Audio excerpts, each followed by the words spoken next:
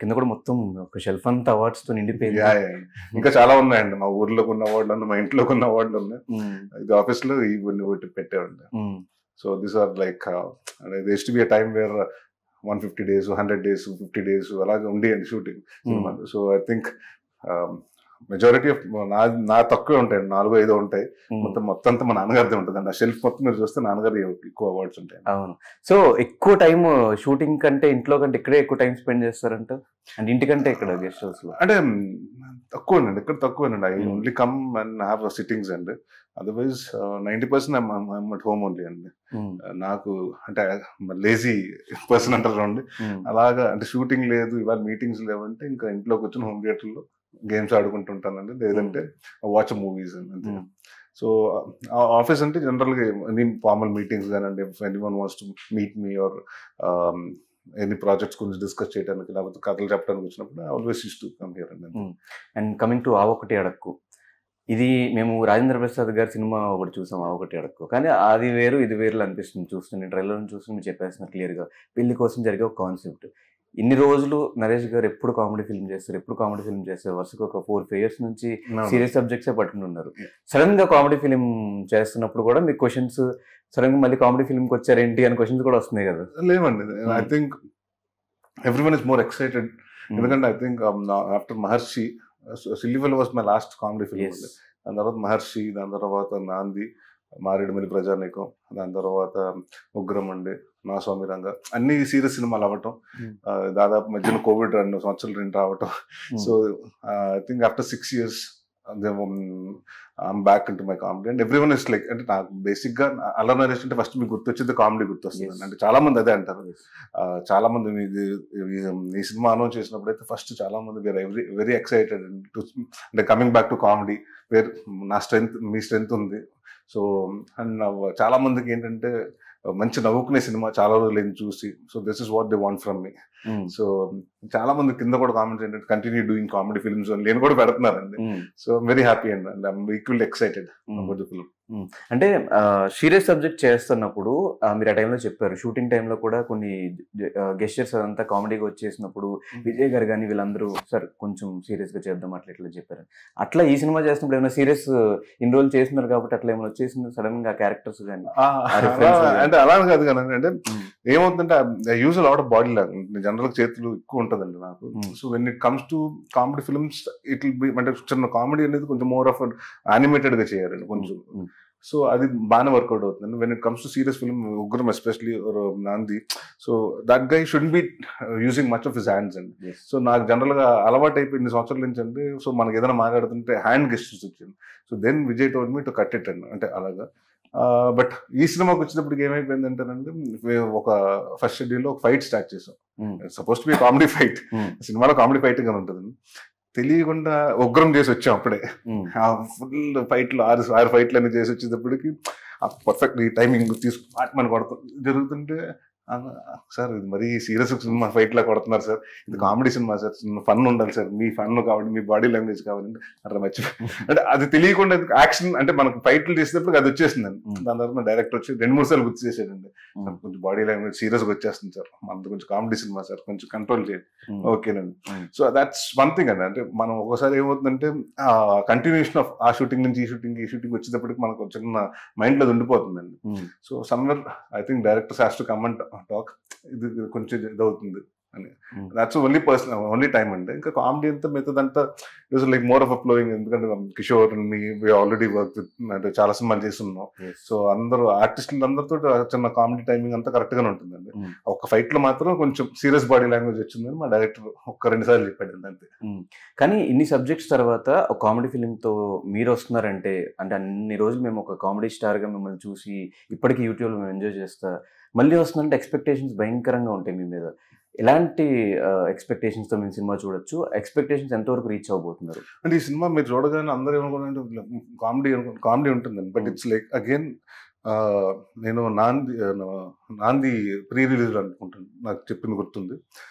ఇక మీద కామెడీ సినిమాలు చేసినా సీరియస్ సినిమాలు చేసినా ఏ సినిమాలైనా కంటెంట్ ఉన్న సినిమా చేస్తాను. సో ఒక ప్రాబ్లం ఉందండి, బర్నింగ్ ప్రాబ్లం. ఎందుకంటే ఇప్పుడు కితకిత లాంటి సినిమా కూడా చూస్తే మీకు ఏంటంటే అంత లాస్ట్కి వచ్చినప్పటికి అందం కాదు, మనిషి ముఖ్యం. Yes. ఇట్స్ అవుటర్ బ్యూటీ కాదు, ఇన్నర్ బ్యూటీ ఇస్ ఇంపార్టెంట్ అని చెప్పడం జరిగింది. సో బట్ దాన్ని మనం the way you dealt is comedy way. దీంట్లో కూడా అలా ఒక సెకండ్ హాఫ్ లో ఒక చిన్న సీరియస్ ప్రాబ్లం ఉంటుందండి. దాన్ని మరీ సీరియస్ ప్రాబ్లం ఇది క్లాస్ అంటే ఇప్పుడు ఎవరికైనా క్లాస్ పీకుతుంటే ఎవరికి ఇష్టం ఉండదండి. సో దాన్ని కొంచెం షుగర్ కోటెడ్ వేసి కొంచెం కామెడీ లేయర్స్ వేసి గివింగ్ దాట్ అండి. So it's completely family entertainer అండి. I can say you'll have a shock moments, you'll have అంటే you'll feel bad for me, you'll laugh. నా సిచ్యువేషన్ చూసి, నా ఫ్రస్ట్రేషన్ చూసి మీరు పడి నవ్వుతూ ఉంటారు. ఇలా జరిగిందా, ఇలాంటి జరుగుతున్నాయని కొన్ని సొసైటీలో విని షాక్ అవుతారు. So it will be like ఒక్కొక్కటి అన్మైండ్ అవుతూ ఉంటుందండి. So it be good experience అండి.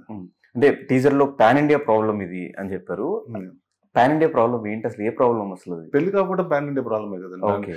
ప్రతిది ఇక్కడ నుంచి కాశ్మీర్ నుంచి కన్యాకుమారి వరకు ఎవరికైనా 30-35 దాటిన తర్వాత ప్రతి అబ్బాయికి కానీ అమ్మాయికి కానీ ఎవరికైనా బీట్ గర్ల్ బాయ్, సో వాళ్ళ ఇంట్లో ఏంటంటే 30 దాటేసింది పెళ్లి ప్రెషర్. వాళ్ళతో పాటు ఇప్పుడు పక్కన ఇంటోళ్ళు లేకపోతే మన చుట్టాలు వీళ్ళందరూ కూడా ప్రెషర్ అడుగుతారు. ఏంటమ్మా ఎప్పుడు పప్పన్నం పెడుతున్నావు అడిగేయడం క్యాజువల్గా అడుగుతారు. ఎవడు సంబంధం చూడ్డు కానీ ప్రతి వాడు అడిగేవాడి. సో దానికోసం అండ్ మీరు చూస్తేనండి మన భారతదేశంలో కూడా ఎక్కువ మంది అబ్బాయిలు ఎక్కువ ఉన్నారు, అమ్మాయిలు తక్కువ ఉన్నారు. సో దీనివల్ల కూడా కొంత ఇదవుతుందండి. సో ఒక ఏజ్ దాటేసిన తర్వాత చాలా మందికి అంటే నేను చూసిన ఇండస్ట్రీలో నేను చూసిన చాలా మంది డైరెక్టర్స్, అసిస్టెంట్ డైరెక్టర్స్ని అడుగుతూ ఉంటాను, మీ మ్యారేజ్ ఏంటంటే అవ్వలేదంట. ఎందుకంటే లేదండి సెటిల్ అయ్యి చేసుకుంటాను. సెటిల్ అంటే ఏంటంటారు, లేదు నేను డైరెక్టర్ అయ్యాక సెటిల్ అయ్యాక హిట్ కొట్టాక చేసుకుంటాను. So for them it's settlement. By the time అది 10 సంవత్సరాలు అవ్వచ్చు, 15 సంవత్సరాలు అవ్వచ్చు, 20 సంవత్సరాలు అవ్వచ్చు. ఇక్కడ ఎవరి చేతులు లేదు. సో అలాంటి వాడు ఇప్పుడు అంతా డైరెక్టర్ సెటిల్ అయిన తర్వాత now he comes back, he's 40 years old. వెనక్కి తిరిగి చూసుకుంటే నో వన్ బి గెటింగ్. ఆ ఏజ్ లో ఉండరు కదండి ఎవరు. సో ప్రతి ఒక్కరికి ప్రాబ్లం ఉంటుందండి. అంటే సెటిల్ అయ్యి చేసుకుందాం అనుకునే వాళ్ళు ఉంటారు, సెటిల్ అవ్వకుండా చేసుకునే వాళ్ళు ఏంటంటే మీరు సెటిల్ అవ్వలేదు కదా ఇప్పుడు ఎందుకు పెళ్ళి అంటారు, సెటిల్ అయ్యాక చేసుకుంటాను అంటారు. సో ఆ సెటిల్ అయిన వాడుకి అంటే ఆ సినిమాకి మీరు ఇందాక అడిగారు చూడండి, ఆ ఒకటి మా ఫాదర్ సినిమాకి ఈ సినిమాకి డిఫరెన్స్ ఏంటంటే దాంట్లో సెటిల్ అవ్వకుండా పెళ్లి చేసుకున్నాడు కదా, దీంట్లో సెటిల్ అయినా పెళ్ళి అవ్వడు కదా.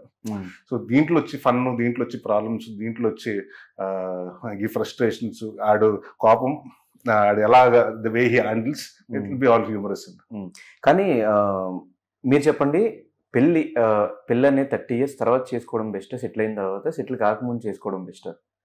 అంటే అలానే కదండి. ఇప్పుడు సెటిల్ అంటే ఇప్పుడు by the time 24-25 years anything except for doctors కాకపోతే మనం డిగ్రీ చదువుకున్న వాళ్ళకి అయిపోతుంది. ఎంబీఏ చేసే వాళ్ళకి అంతా 23-24కి by the time you get 1-2 years of job. I think 27 is the right age to get married. And this is what my dad used to tell me. 26-27 లో పెళ్లి చేసుకుంటే by the time you turn 30 you'll have 1 or 2 kids. By the time you'll be 50 your kid will be almost 20 years old. Yes. So అన్నీ నాన్నగారు చెప్తుండేవారండి. But నాది అది అప్పుడు అయినా కూడా అది లేట్ అయింది. So I think 27 to 30 is ideal. Settle అయ్యి చేసుకోవచ్చు, సెటిల్ అవ్వక చేసుకోవచ్చు, డిపెండ్స్ అపాన్ ద థింగ్. మీరెందుకు లేట్ గా చేసుకున్నారు? అంటే నాది కరెక్ట్ గా మా అన్నయ్య మ్యారేజ్ అనుకున్నప్పటికి మా ఫాదర్ ఆ సంవత్సరం దిగారండి.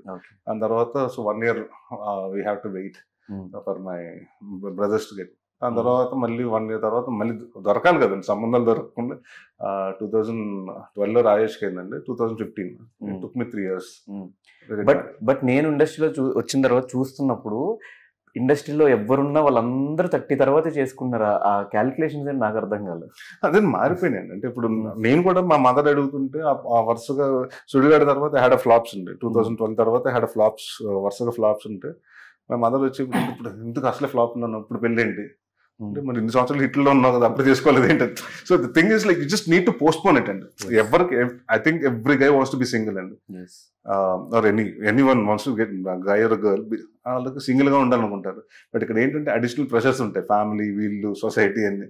So somewhere you try to దాన్ని అంతా చేయడానికి you come with excuse seeing that okay నాకు ఆ సినిమా హిట్ అయితే నేను చేసుకుంటా. So it's all about an excuse అండి, just want to avoid it అనమాట అంతే. సో నాది కూడా తప్పులు ఉన్నాయండి, నేను కూడా డిలే చేసుకుంటూ చేసుకున్నా.